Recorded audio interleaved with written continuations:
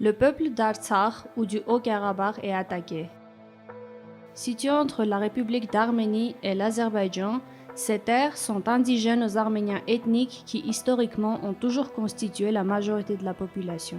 Malgré cela, en 1921, Staline a transféré illégalement le territoire à la RSS d'Azerbaïdjan pour apaiser la Turquie et avoir accès aux réserves de pétrole azerbaïdjanaises.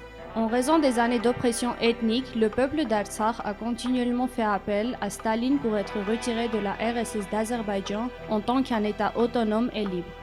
La pacifique requête d'autodétermination de l'Artsakh en 1988 a été rejetée par l'Azerbaïdjan et l'URSS. Des pogroms, viols et nettoyages des ethniques par les forces azerbaïdjanaises et de l'URSS ont suivi à Sumgait 1988 et à Bakou 1990. En réponse, l'Artsakh a déclaré légalement son indépendance de l'URSS et de la RSS d'Azerbaïdjan en 1991. En exerçant son droit à l'autodétermination en vertu de la Constitution et des lois soviétiques.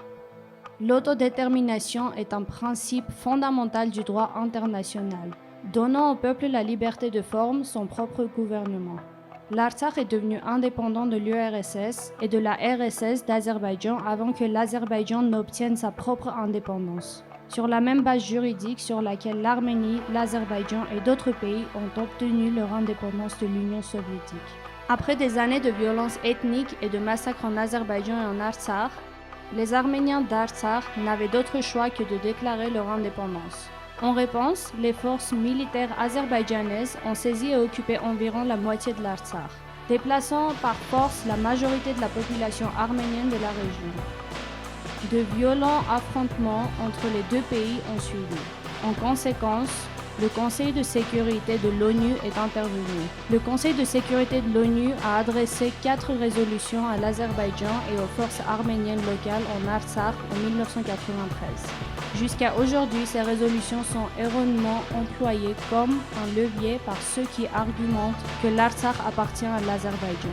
Ces résolutions demandaient un cessez-le-feu ont été violées à plusieurs reprises par l'Azerbaïdjan. L'Azerbaïdjan considère ces résolutions comme un titre de propriété sur le territoire. Cependant, le Conseil de sécurité de l'ONU n'a pas le pouvoir de déterminer le titre foncier. Le droit international permet au peuple d'exercer son droit de se séparer d'un État, lorsque l'État l'opprime et refuse son droit à l'autodétermination. Surtout le fait de rester sous le régime de cet État crée une menace immédiate pour l'existence et la sécurité.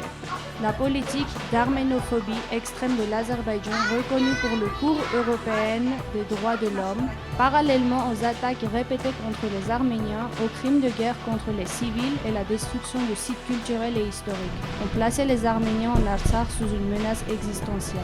L'indépendance a toujours été la seule option pour une existence pacifique et la survie du peuple d'Artsakh.